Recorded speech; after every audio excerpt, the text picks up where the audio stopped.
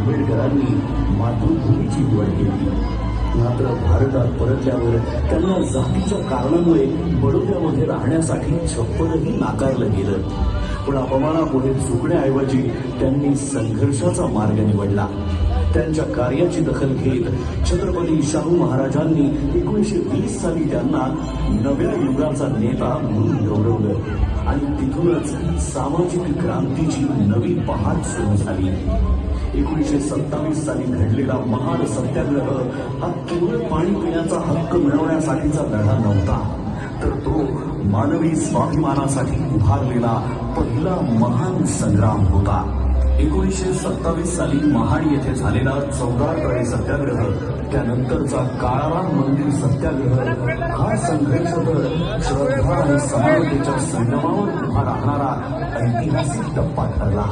हा केवळ पाण्याच्या हक्कासाठी नव्हता, तर मानवी स्वाभिमान, समानता आणि सामाजिक न्यायासाठी उभारलेला पहिला महान सामाजिक संग्राम होता.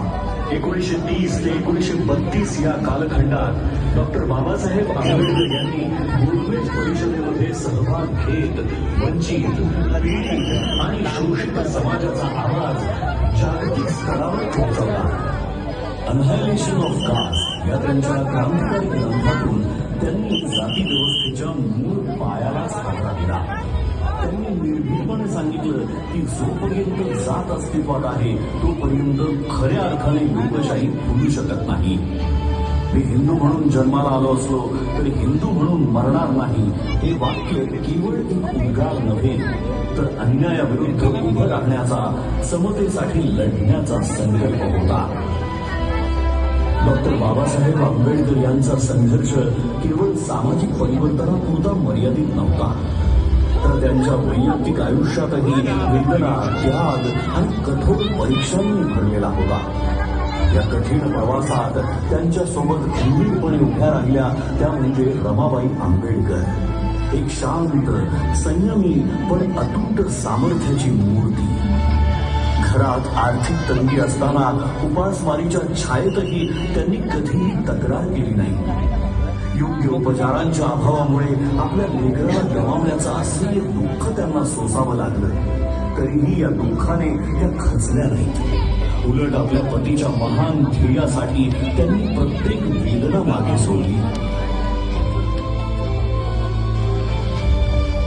डॉक्टर बाबासाहेब आंबेडकरांनी केवळ दलितांच्या वेदनांना वाचा फोडली नाही, तर त्या प्रत्येक माणसासाठी आवाज उठवला ज्याच्यावर अन्याय झाला, जो शोषित होता आणि ज्याला आपल्या कष्टांचं योग्य मूल्य मिळत नव्हतं. कोकणच्या मातीतील शेतकऱ्यांच्या शोषणाविरुद्ध त्यांनी थेट आवाज उठवला आणि खोटी पद्धती या अन्यायकारक व्यवस्थेच्या मुळावर घाव घालत त्यांनी शेतकऱ्यांना स्वाभिमानाने जगण्याचा मार्ग खुला केला. कामगार मंत्री म्हणून शपथ घेताना 8 तासांचा कामाचा दिवस, साप्ताहिक सुट्टी, किमान वेतन आणि सामाजिक सुरक्षेचे हक्क हे केवळ कायदे नव्हते, तर कष्टकऱ्यांच्या आयुष्याला मिळालेले संरक्षण कवच होते. डॉक्टर बाबासाहेब आंबेडकर यांच्या दृष्टीने स्त्री ही केवळ कुटुंबाचा भाग नव्हती, तर समाजाच्या उभारणीचा केंद्रबिंदू होती.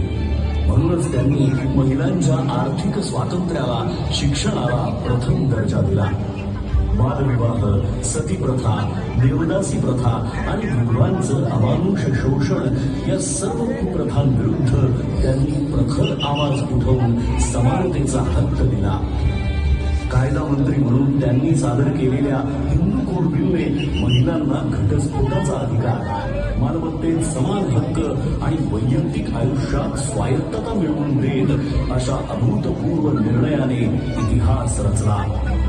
तसंच कामकाजी महिलांसाठी मातृत्व रजा आणि समान कामासाठी समान वेतन या केवळ सुधारणा नाही, तर स्त्रीच्या सन्मानाचा आणि स्वातंत्र्याचा नवा अध्याय होता. कायदा मंत्री म्हणून त्यांनी सादर केलेल्या हिंदू कोड बिलने महिलांना घटस्फोटाचा अधिकार, मालमत्तेत समान हक्क आणि वैयक्तिक आयुष्यात स्वायत्तता मिळवून दिली आणि या अभूतपूर्व निर्णयाने इतिहास रचला. 1947 साली डॉक्टर बाबासाहेब आंबेडकर यांची संविधान मसुदा समितीचे अध्यक्ष या जबाबदारीला न्याय देत त्यांनी भारतीय संविधान या अद्वितीय ग्रंथाची निर्मिती केली, जो जगातील सर्वश्रेष्ठ संविधानांपैकी एक आहे.